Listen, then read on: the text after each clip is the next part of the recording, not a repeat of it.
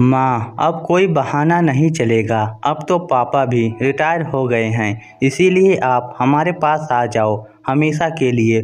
वैसे भी आपका स्वास्थ्य ठीक नहीं रहता है और मैं नहीं चाहता कि इस उम्र में आप अकेले रहो। मीनाक्षी जी का इकलौता बेटा अंशुल उनसे बोला। अंशुल और प्रगति की शादी 2 साल पहले हुई थी। वह दोनों मुंबई में एक आईटी कंपनी में नौकरी करते थे। शादी के 1 महीने बाद दोनों मुंबई चले गए थे। अंशुल के पापा विजय जी अभी कुछ दिन पहले ही नौकरी से रिटायर हुए थे, जबकि मीनाक्षी जी ने स्वास्थ्य संबंधी कारणों के चलते समय से पहले ही रिटायरमेंट ले ली थी। पहले अंशुल और प्रगति के कई बार बुलाने पर भी मीनाक्षी जी यह कहकर उनके पास जाने के लिए तैयार नहीं होती थी कि तुम्हारे बाबूजी को मुश्किल होगी। इसीलिए अब अंशुल पापा की रिटायरमेंट के बाद उन्हें अपने पास बुला रहा था। अंशुल और प्रगति की जिद के आगे उन्हें हाँ करनी ही पड़ी। आखिरकार वह दोनों बच्चों के पास मुंबई पहुंच गए। बच्चों से मिल दोनों बहुत खुश थे और अंशुल और प्रगति की भी खुशी का कोई ठिकाना ना था। बातों बातों में कब दिन बीत गया पता भी ना चला। अगले दिन जब मीनाक्षी जी सोकर उठी तो अंशुल किचन में चाय बना रहा था। उसे देखकर वह हैरान हुई, लेकिन उस समय वह चुप रही।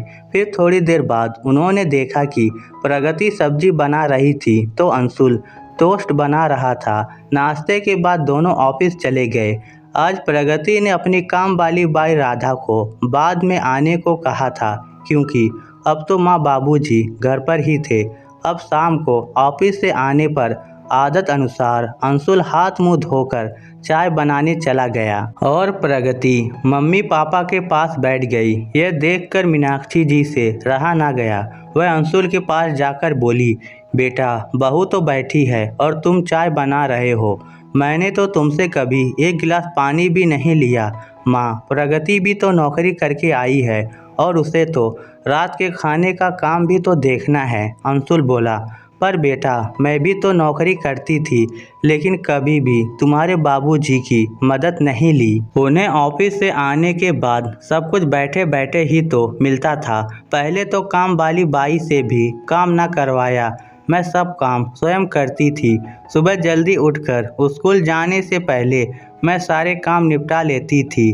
मीनाक्षी जी बोली, यही तो आप गलत थी माँ। अगर आपने भी घर के कामों में पापा या मेरी मदद ली होती तो आज आपकी ये हालत ना होती। आज आपके घुटने समय से पहले खराब हो गए हैं। ब्लड प्रेशर और अनिद्रा जैसे रोग लग गए हैं आपको। यह सब आपको अपने शरीर से ज़रूरत से ज़्यादा काम लेने से हुआ है।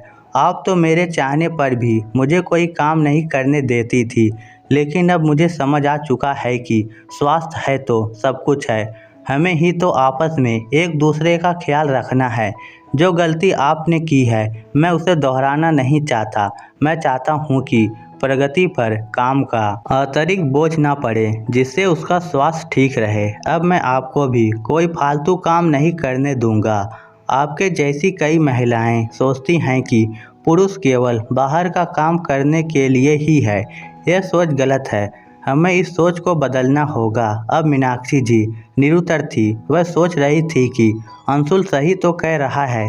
स्वयं सारा काम सिर पर लेना कोई बड़प्पन तो है नहीं, और अगर पति पत्नी दोनों कामकाजी है तो पत्नी पर घर के काम का अतिरिक्त बोझ तो होता ही है। अपने अतीत में जाकर वह इस चीज़ को महसूस कर रही थी। अब अगले दिन मीनाक्षी जी बोली, आज से हम चारों मिलकर घर के काम करेंगे, ताकि किसी पर भी काम का अतिरिक्त बोझ ना पड़े और सभी स्वस्थ रहकर अपने अपने जीवन का आनंद ले सके। यह सुन विजय जी मीनाक्षी जी में आए बदलाव से हैरान थे। जब उन्हें पूरी बात पता चली तो वह बोले, आखिर अंशुल, तुमने अपनी माँ को आईना दिखा ही दिया कि मिलजुल कर चलने में ही सबका हित छिपा होता है। दोस्तों, सच ही तो है कि एक कामकाजी महिला के लिए अकेले घर और बाहर की जिम्मेदारी उठाना मुश्किल तो होता ही है।